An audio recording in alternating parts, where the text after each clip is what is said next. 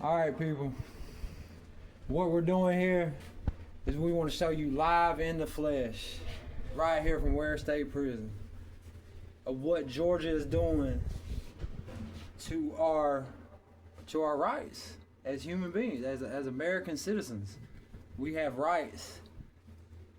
And if we are charged with a crime, especially, you see that right there, 2 counts of malice murder, 2 counts of felony murder, capital offenses, which absolutely have to be returned true bill in open court. And this shows you, without a doubt, what these people are doing. They are faking these proceedings, telling you they had a whole grand jury proceeding where all these people showed up to open court.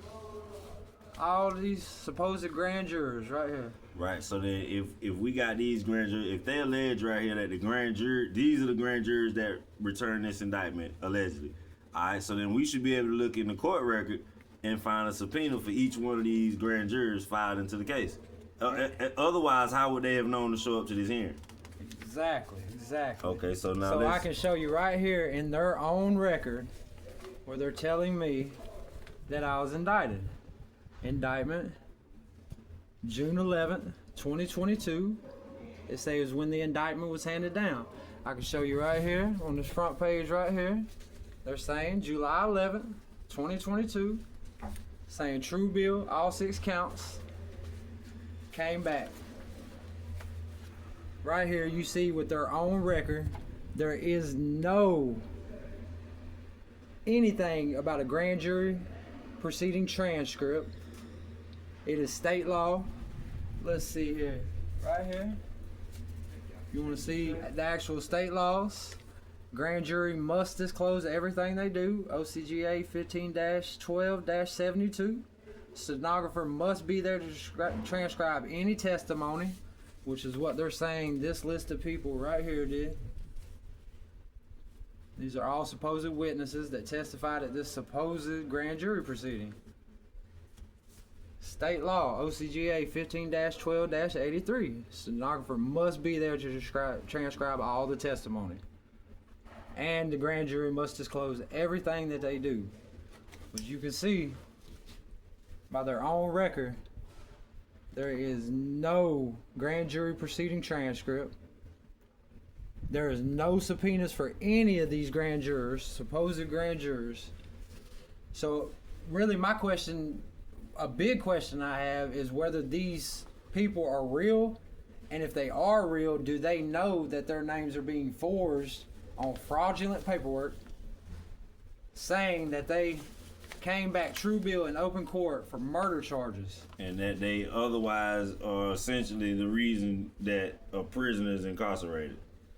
Okay, so now and it shows clearly that there's no entrance into their own record of any grand jury proceeding transcript. Well, because we should see the grand jurors, the subpoenas for the grand jurors prior to the indictment being filed, because they would have had to be the ones to return the indictment, correct?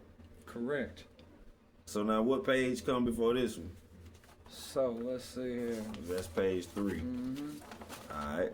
So this is the first page. This is the first page. This is what a case summary looks like. This is when you ask your local clerk of court for your case summary. This is their record from start to finish. Everything that's happened in your case, everything that was filed into the record, everything. Tells you all your charges, what you were convicted of, guilty verdict at trial, everything.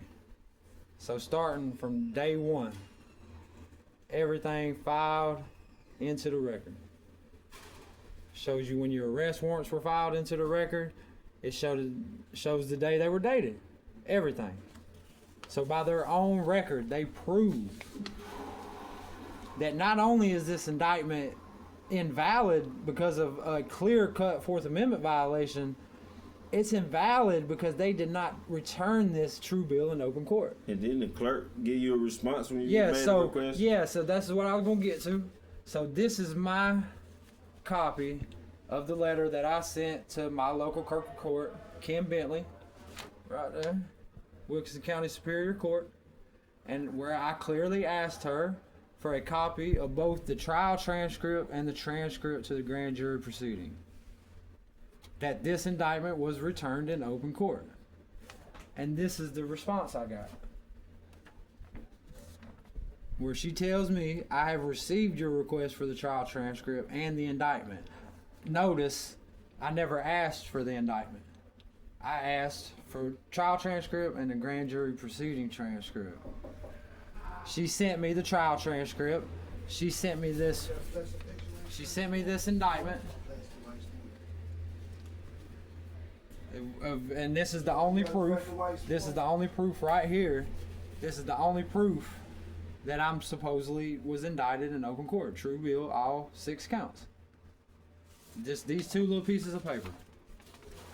So, when I asked her, and her response was, she sent me the trial transcript, she sent me a copy of this indictment, and she said, in plain English, in print, there is no grand jury transcript.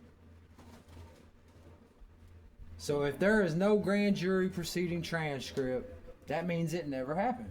And if it never happened, and this was a due process That means requirement, that means your due process rights are violated, and that means the court didn't have subject matter jurisdiction to try, convict, or sentence you in this case.